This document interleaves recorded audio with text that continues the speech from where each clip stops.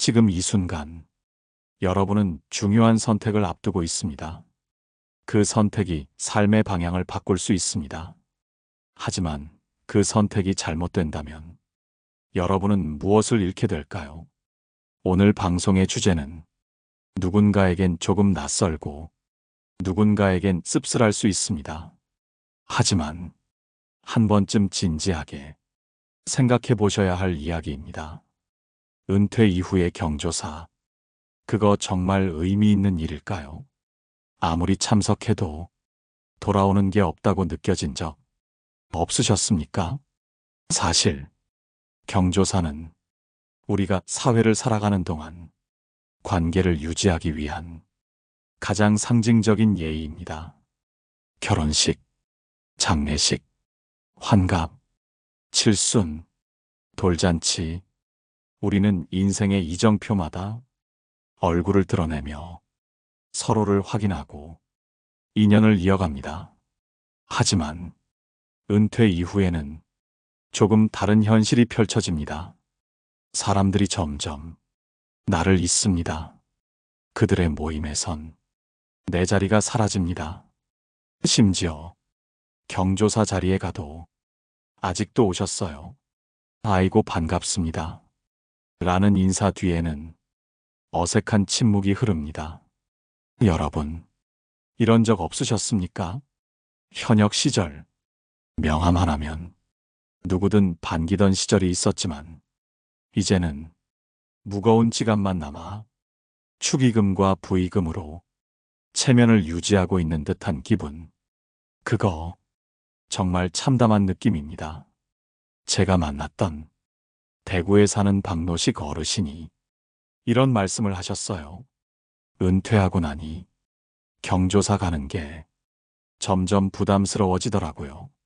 돈도 그렇지만 내가 그 자리에 있어도 아무도 진심으로 반가워하지 않더라고. 그냥 내가 빠지면 모를까, 있어도 없는 것 같은 그런 느낌. 그 말에 제가 뭐라고 대답해야 할지 잠시 말을 잇지 못했습니다. 그래서 저는 그 어르신께 물었습니다. 그럼 어르신은 왜 계속 가시는 겁니까? 그랬더니 이렇게 말씀하시더군요. 예전에 내가 그 사람 경사 있을 때 축의금 보냈거든. 나도 갔었고. 그러니까 지금 안 가면 남보기 그렇잖아. 여러분, 그 마음 저도 잘 압니다. 우리 세대는 주는 만큼 받아야 한다.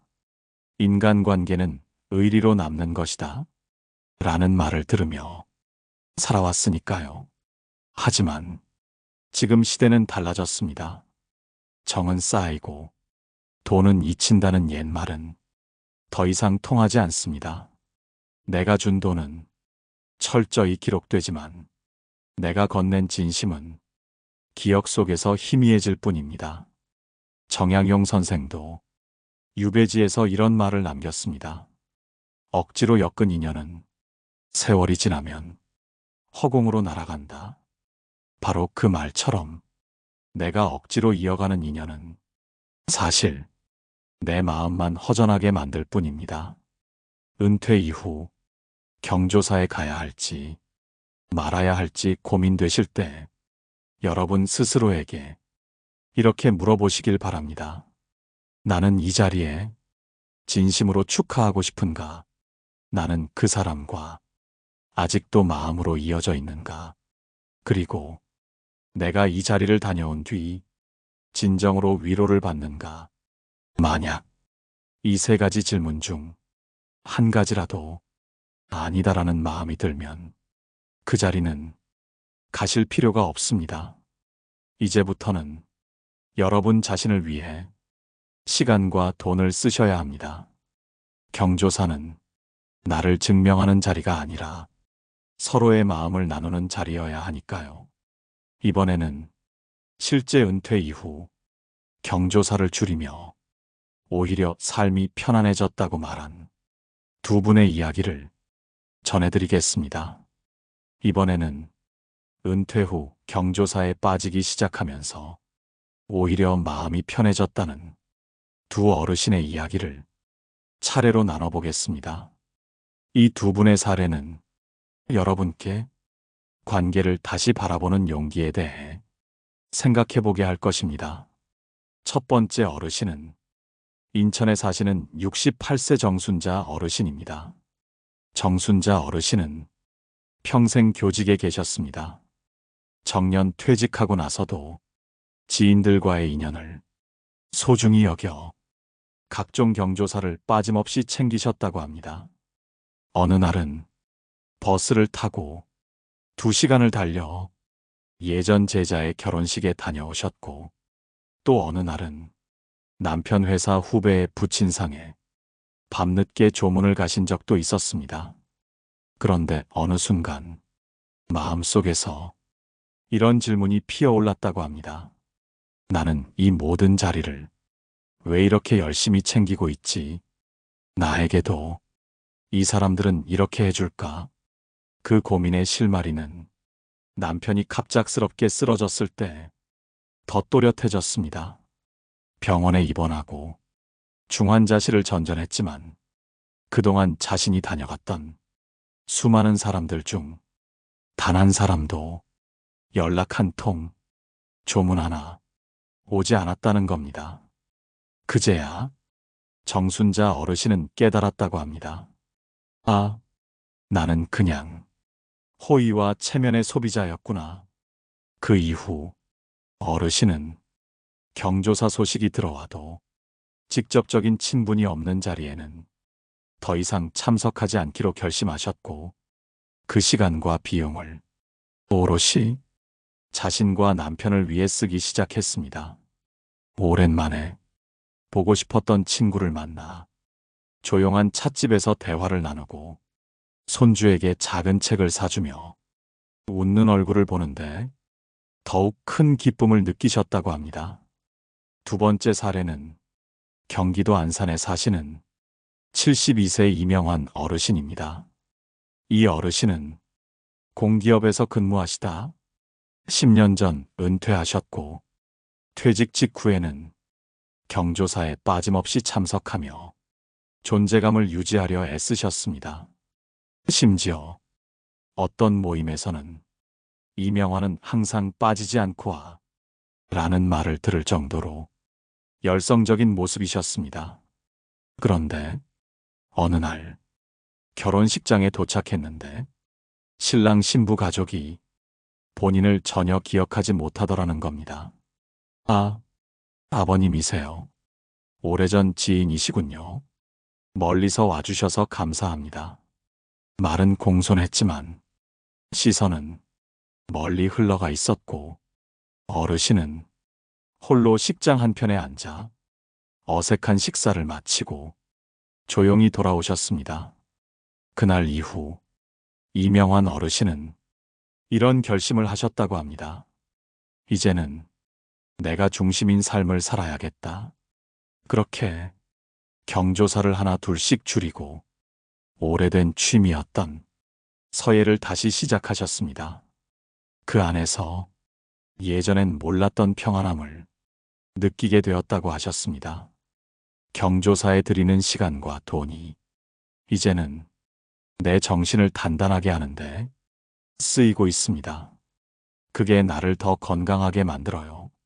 여러분, 이 두 분의 이야기를 통해 어떤 생각이 드시나요? 혹시 여러분도 누군가의 시선을 의식해 참석하고 있는 경조사는 아닌가요? 혹시 내가 빠지면 어쩌지 하는 불안으로 가고 있는 자리는 없으신가요? 지금부터라도 경조사라는 이름이 의무에서 벗어나 스스로에게 이 자리는 정말 의미가 있는가 한 번쯤 물어보시길 권해드립니다. 이번에는 왜 우리는 경조사에 끊임없이 매달리게 되는지, 그 심리적 메커니즘과 사회적 압박감에 대해 조금 더 깊이 들여다보도록 하겠습니다. 이번에는 왜 우리는 은퇴 후에도 끊임없이 경조사에 끌려다니게 되는지, 그 심리적 메커니즘과 사회적 압박의 구조에 대해 조금 더 깊이 들여다보려 합니다. 여러분, 사람은 누구나 관계 속에서 살아갑니다. 그 관계는 어릴 적에는 친구였고, 사회생활 중에는 동료였으며, 이제는 친척과 지인의 모임으로 남아 있습니다. 그런데 그 관계를 유지하는 방식이 은퇴 이후에는 극단적으로 단순화됩니다. 경조사라는 형식을 통해서만 서로의 존재를 확인하게 되지요. 왜 그럴까요? 이유는 단순합니다. 더 이상 일이라는 연결고리가 사라졌기 때문입니다.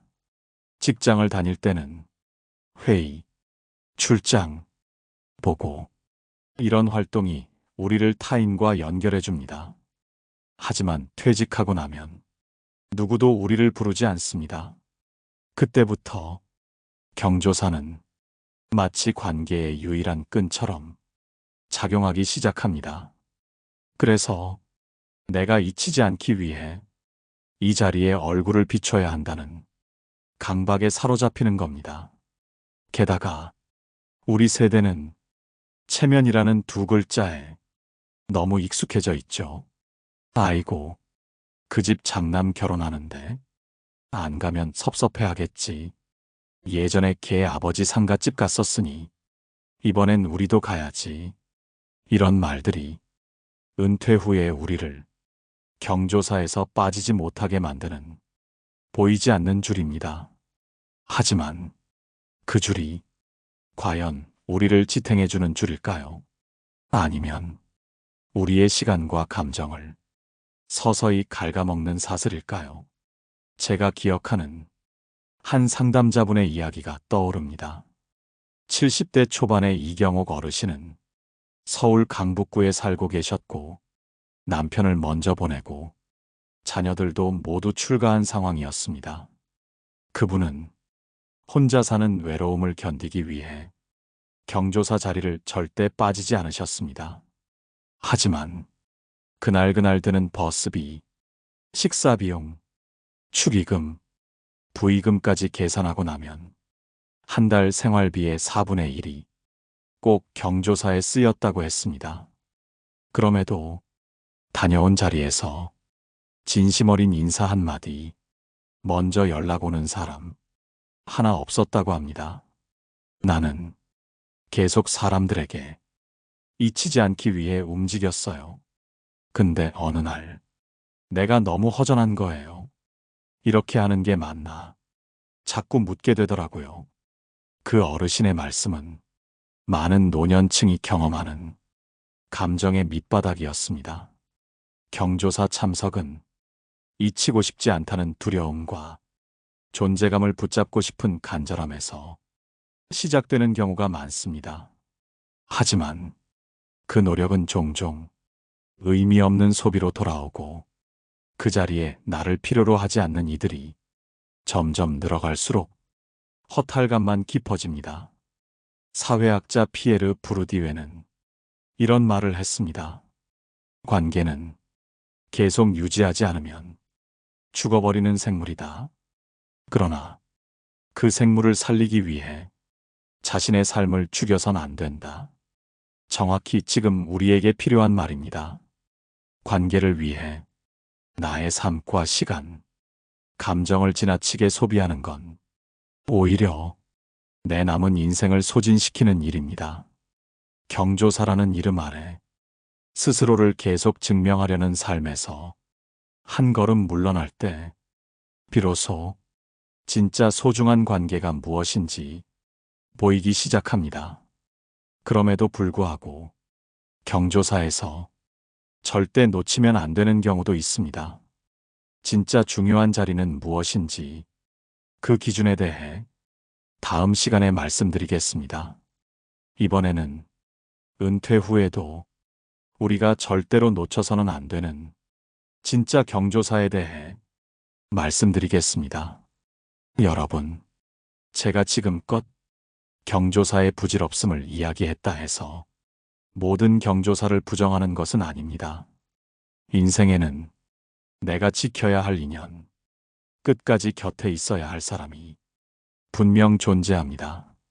그런 자리까지 무조건 외면하고 모든 것을 단절하는 건 또 다른 후회를 남깁니다. 그래서 지금 여러분께 드리고 싶은 말씀은 경조사를 걸을 줄 아는 기준, 그 기준을 스스로 분명히 세우라는 것입니다. 첫 번째 기준은 마음이 따뜻해지는 사람입니다. 그 사람이 기쁜 자리에 있든 슬픈 자리에 있든 그의 얼굴을 보면 내가 위로받는 느낌이 드는 사람, 그 사람이 있다면 그 자리는 반드시 가셔야 합니다. 그건 경조사라기보다 인생의 연결고리이기 때문입니다. 제가 기억하는 부산에 사는 73세 고윤자 어르신은 이런 이야기를 들려주셨습니다. 나한테 마음의 위안이 되어주는 사람은 딱 세 사람이야. 내 친정언니, 젊은 시절 고생 함께 했던 친구, 그리고 남편 없이 혼자 살고 있는 옆집 순이. 이 세 사람의 일은 무조건 내가 먼저 가. 돈 없어도 내가 손이라도 잡고 있어주고 싶거든. 그게 관계라는 겁니다. 내가 주고 싶어서 가는 자리. 이건 절대 후회가 없습니다. 두 번째 기준은 내가 그 사람을 기억하고 그 사람이 나를 기억하는가입니다. 가만히 떠올려 보십시오. 최근 다녀온 경조사 중 내 이름을 먼저 불러준 사람이 몇이나 되었는지, 그 자리에서 내가 이름 아닌 누구누구 어르신이나 지인분으로 불리지 않았는지 곰곰이 생각해 보십시오.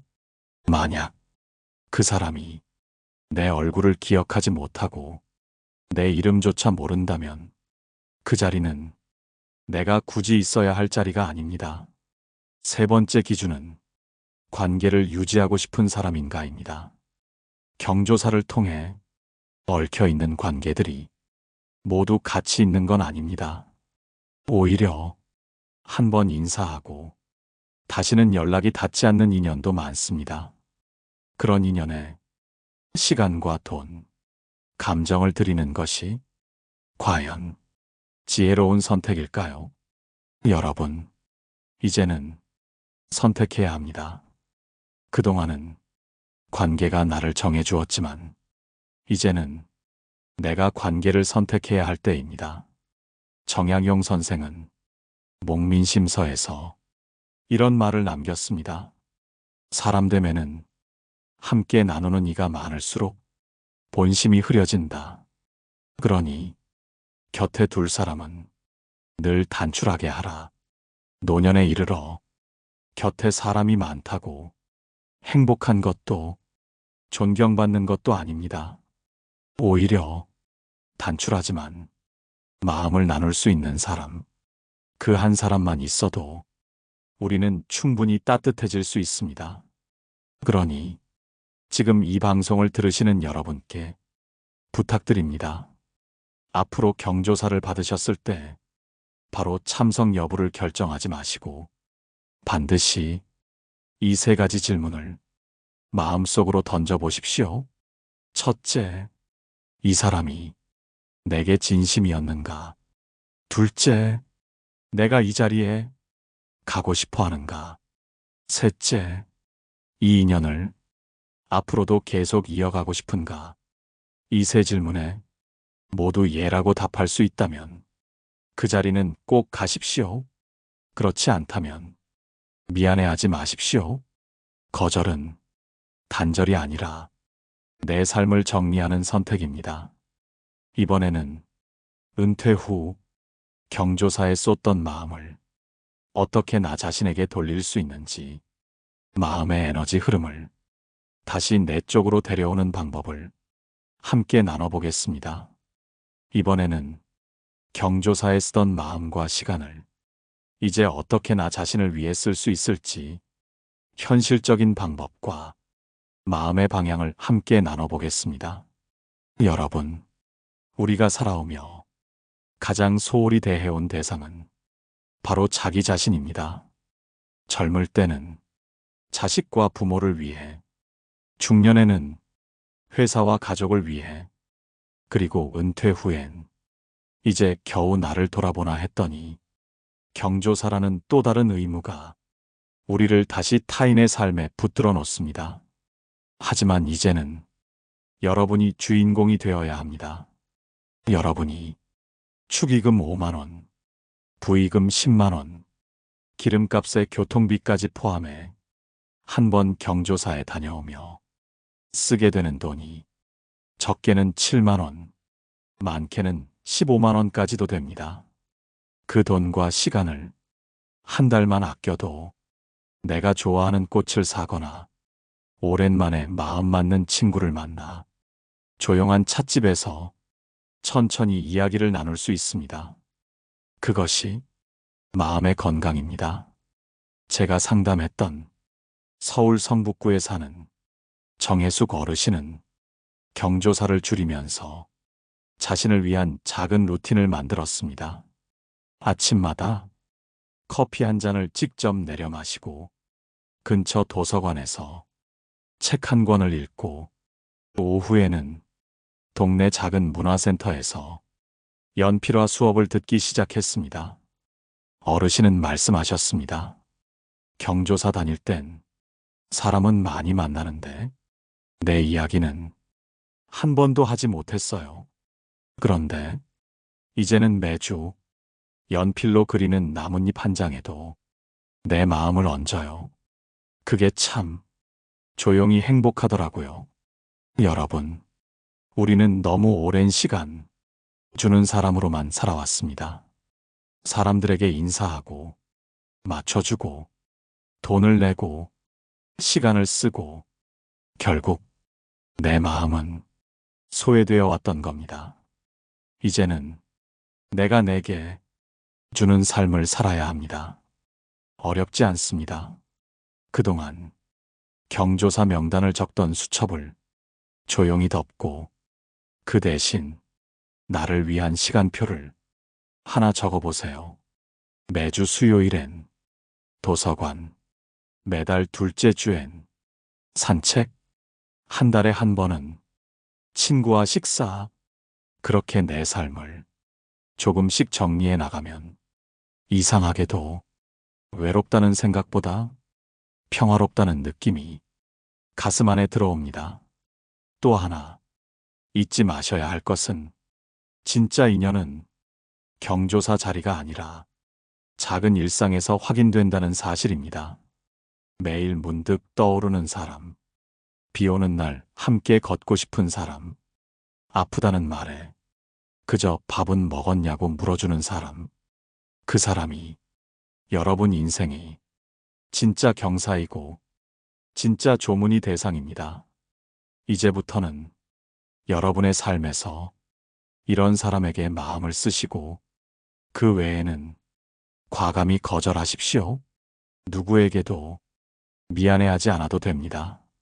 오히려 여러분이 스스로를 존중하기 시작할 때 주변 사람들도 여러분을 진짜 인격으로 대하기 시작합니다. 경조사를 거절했는데 그걸로 관계가 끊어졌다면 그 관계는 어차피 오래가지 못할 관계였습니다. 이제 남은 인생은 앞사람 눈치 보느라 뒤로 물러서야 할 시간이 아닙니다. 지금은 내 인생의 무대에 다시 올라서야 할 때입니다. 다음으로는 정약용 선생의 글을 통해 왜 나이 들수록 관계를 줄이는 것이 지혜로운 선택인지 철학적인 통찰과 함께 살펴보겠습니다. 이번에는 조선 후기의 실학자 정약용 선생이 남긴 글을 통해 왜 나이 들수록 인간관계를 줄이는 것이 결국 삶을 풍요롭게 만드는 선택인지 함께 살펴보겠습니다.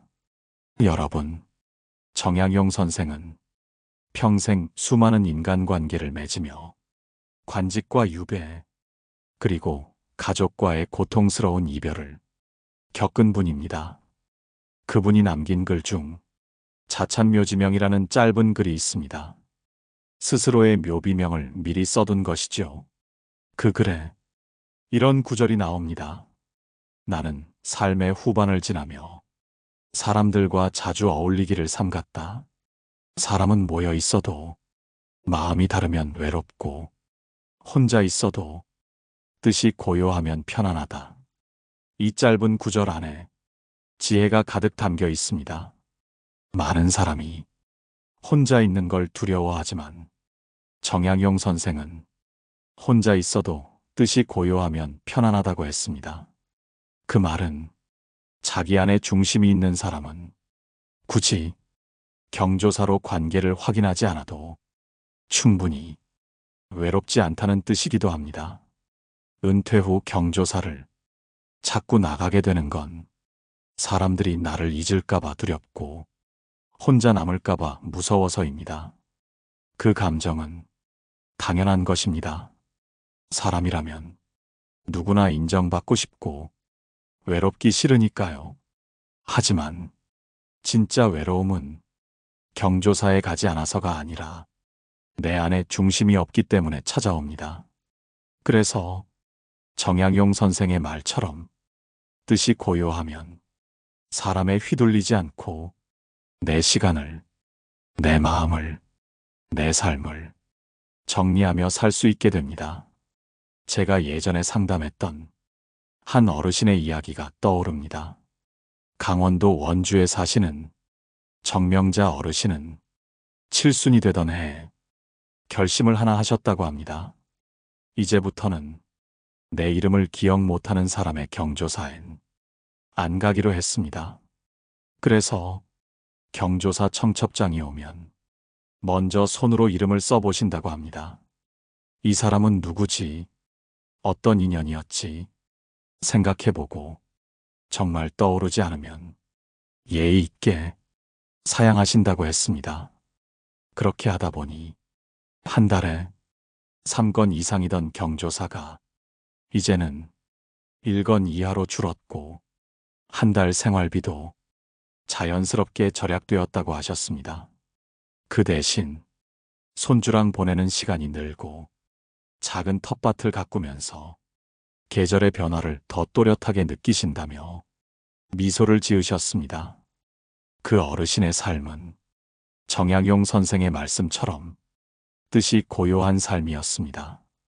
그리고 그 뜻은 조용히 가슴 안에서 따뜻한 온기로 살아났습니다. 여러분, 사람은 많을수록 좋은 게 아닙니다. 관계는 서로의 마음을, 서로의 이름을, 서로의 삶을 기억할 수 있을 때 비로소 진짜 관계입니다. 그게 아니라면 경조사를 챙기든 말든 결국은 우리를 소비하고 우리를 지치게 만드는 소모적인 반복일 뿐입니다. 이제 여러분께 묻고 싶습니다.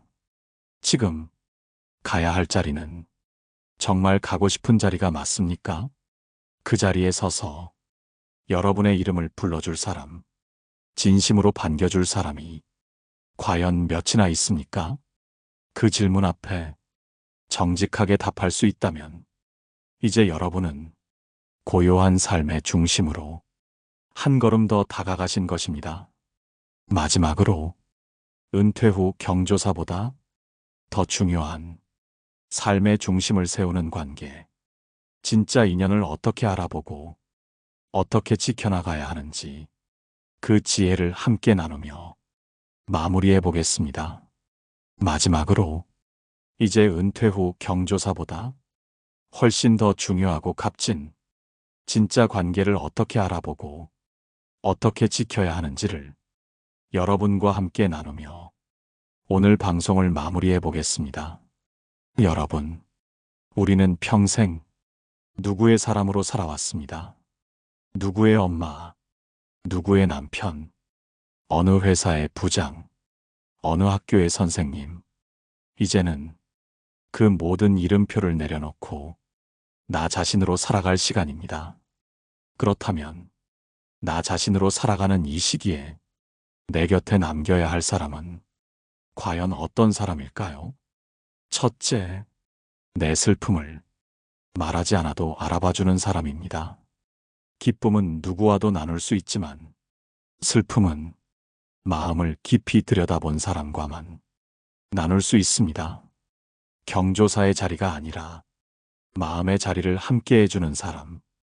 그 사람은 여러분 인생에서 절대 놓치지 말아야 할 사람입니다.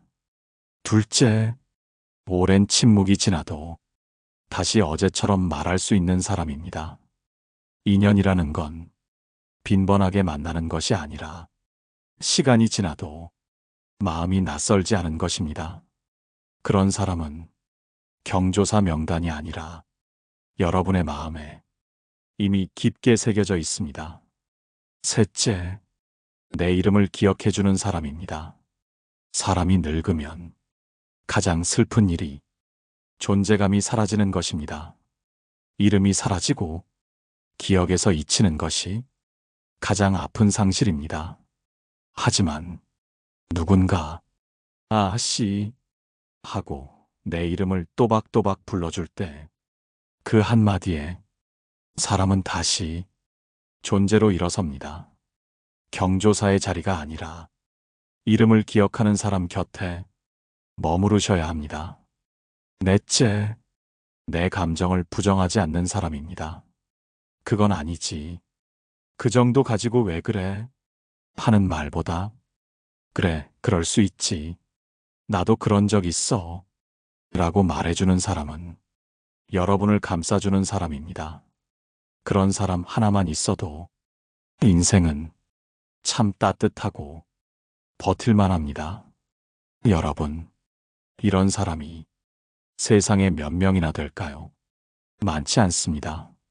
그러니 경조사에 쓸 시간과 돈을 그런 사람들과 차 한 잔을 나누고 길 하나를 함께 걷고 편지 한 통을 써보는데 쓰십시오. 그게 인생을 잘 쓰는 방법입니다.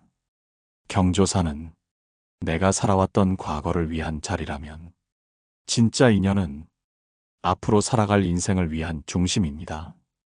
이제부터는 기억하십시오. 내가 누군가의 이름을 기억하고 그도 나의 이름을 불러주는 그 관계 하나만 남아도 충분히 풍요로운 인생입니다. 여러분, 오늘 이야기 마음에 남으셨나요? 혹시 지금 마음속에 떠오르는 사람이 있다면 그 사람에게 오늘 한 통의 연락을 해보십시오. 그것이 이 방송을 들은 여러분이 작은 실천이자 진짜 인연을 지키는 첫걸음이 될 것입니다. 오늘 방송이 조금이나마 위로가 되고 앞으로의 선택에 도움이 되었다면 댓글에 마음 한 줄 남겨주십시오. 맞아요. 저도 경조사에서 벗어나고 싶었어요. 이제부터는 나를 위해 살겠습니다. 그런 말 한마디가 다른 분에게도 용기가 되어줄 수 있습니다. 좋아요와 구독도 잊지 마시고요. 그 작은 클릭이 더 많은 분들께 이 소중한 이야기를 전할 수 있는 통로가 됩니다. 지금까지 여러분 곁이 노인 전문 상담사였습니다. 다음 시간에도 조금 더 따뜻하고 현명한 이야기로 다시 찾아뵙겠습니다. 감사합니다. 노후에 빛나는 지혜였습니다.